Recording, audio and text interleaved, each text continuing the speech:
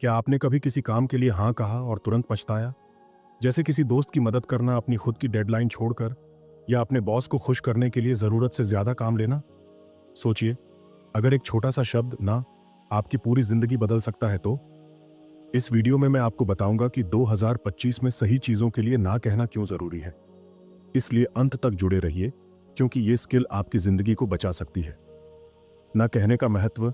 नमस्कार दोस्तों, मैं हूं विशाल। आज हम एक ऐसी आदत के बारे में बात करेंगे जो लगभग सभी के लिए मुश्किल होती है, ना कहने की कला। हमारी दुनिया में जहां हर समय हाँ कहना सफलता की कुंजी माना जाता है, हम भूल जाते हैं कि असली मौके तभी मिलते हैं जब हम गलत चीजों के लिए ना कहते हैं। अब सोचिए, कितनी बार आपने ओवर कमिट किया और फिर थकावट, पछतावा या गुस्सा महसूस किया। मैं जानता हूं, यह सब महसूस करना आम है।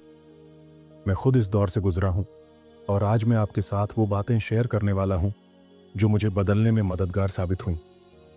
क्या आपको कभी ऐसा लगता है कि आप अपनी जिंदगी नहीं बल्कि दूसरों की उम्मीदों पर जी रहे हैं? हर किसी की मांग पूरी करने में लगे रहते हैं, लेकिन अपनी जरूरी चीजें भूल जाते हैं? अगर हां, तो ये वीडियो आपके लिए है। इसे पूरा देखें, क्योंकि अंत में मैं आपको ऐसी टिप्स दूंगा जो आपकी जिंदगी में आज से ही बदलाव ला सकती है। हमेशा हां कहने की कीमत। मैं आपसे पूछता हूं, आखिरी बार आपने कब किसी चीज के लिए हां कहा था? सिर्फ इसलिए क्योंकि आप मना नहीं कर पाए। शायद ये सही लग रहा था उस वक्त, लेकिन क्या वो वाकई आपके लिए सही था? हर बार जब आप किसी बेकार चीज के लिए हां कहते हैं, तो आप अपनी जरूरी चीजों के लिए ना कह रहे होते हैं। ये आपके लक्ष्य, आपके सपने या आपका आराम हो सकता है। रिसर्च बताती है कि ओवर कमिटमेंट के कारण लोग बर्नआउट, एंजाइटी और कम प्रोडक्टिविटी का शिकार होते हैं। लेकिन असली समस्या हां नहीं है। असली समस्या ये डर है कि ना कहने से क्या होगा, लोग क्या सोचेंगे, क्या वो नाराज होंगे। सच्चाई ये है, ना कहना स्वार्थी नहीं है, ये आपकी भलाई के लिए जरूरी है। लेकिन यहाँ एक ट्विस्ट है, ना कहना लोगों को दूर करने का नाम नहीं है। ये खुद को इतना महत्व देने का नाम है कि आप अपनी सीमाएं तय कर सकें। अगले हिस्से में मैं आपको बताऊंगा कि बिना गिल्ट के ना कैसे कहा जाए, इसलिए अंत तक जुड़े रहिए। ना कहने में मुश्किल क्यों होती है? चलो सच्चाई पर आते हैं। ना कहना इतना मुश्किल क्यों है? क्योंकि हम स्वीकार किए जाने की लालसा रखते हैं। हम चाहते हैं कि लोग हमें पसंद करें, हमें अच्छा समझें। लेकिन एक कड़वी सच्चाई है, हर समय दूसरों को खुश करने के लिए हाँ कहने से आप खुद को खाली महसूस करने लगते हैं। मुझे याद है वो समय जब मैं ना नहीं कह पाता था। मैं ऐसे प्रोजेक्ट्स पर काम करता था जिनमें मेरी दिलचस्पी नहीं थी, ऐसे इवेंट्स में जाता था जिनका मुझे आनंद नहीं आता था, और यहाँ तक कि अपने वीकेंड भी कुर्बान कर देता था। नतीजा, मैं थका हुआ, अनप्रोडक्टिव और परेशान रहता था। लेकिन मेरी जिंदगी तब बदली जब मुझे समझ आया कि हर वो ना जो मैं बेकार चीजों को कहता था, वो मेरे विकास और शांति के लिए एक हाँ था। पिछले एक महीने में ऐसा कौन सा काम है जिसके लिए आप ना कहना चाहते थे लेकिन कह नहीं पाए? एक पल के लिए सोचिए और चलिए बात करते हैं कि इसे भविष्य में कैसे टाला जा सकता है। ना कहने की शक्ति। सोचिए, आपका पूरा शेड्यूल भरा हुआ है और कोई दोस्त मदद मांगता है।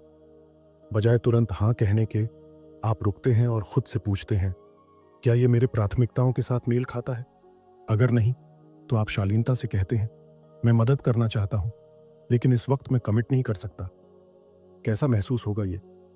ना कहने की ताकत ये है, एक, ये आपको जरूरी चीजों के लिए जगह देता है। बेकार चीजों को ना कहने से आपका ध्यान सही चीजों पर जाता है। दो, ये आपके मानसिक स्वास्थ्य की रक्षा करता है।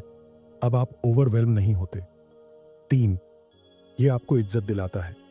लोग आपकी समय की कद्र करना सीखते हैं।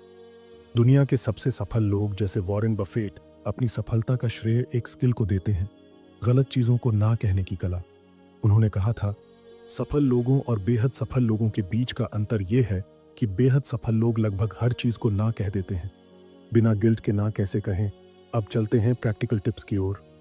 यहाँ कुछ तरीके हैं जिनसे आप शालीनता से ना कह सकते हैं। 1.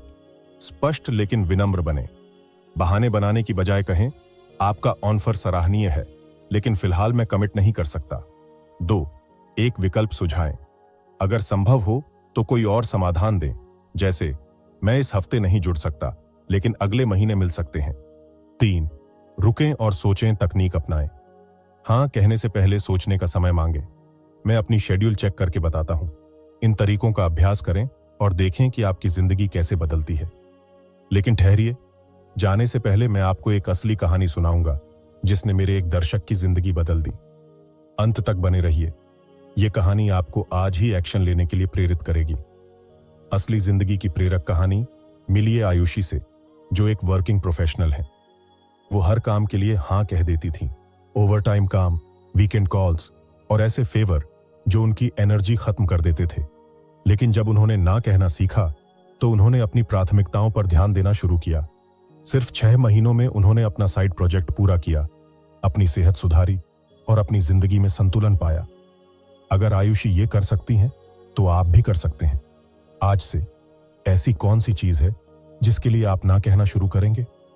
तो दोस्तों, 2025 को वो साल बनाइए जब आप अपनी प्राथमिकताओं को सबसे ऊपर रखें, बेकार की चीजों को ना कहें और अपने लक्ष्यों, अपने विकास और अपनी खुशी के लिए हां कहें। अगर ये वीडियो आपको अच्छा लगा हो तो इसे उस व्यक्ति के साथ शेयर करें जिसे ये सुनने की जरूरत है। चलिए एक दूसरे की मदद करते हैं एक ऐसी जिंदगी बनाने में जो हमारी अपनी लगे। सब्सक्राइब करना ना भूलें, क्योंकि मैं आपके लिए और भी जिंदगी बदलने वाली बातें लाता रहूंगा। तब तक अपना ख्याल रखें और बढ़ते रहें।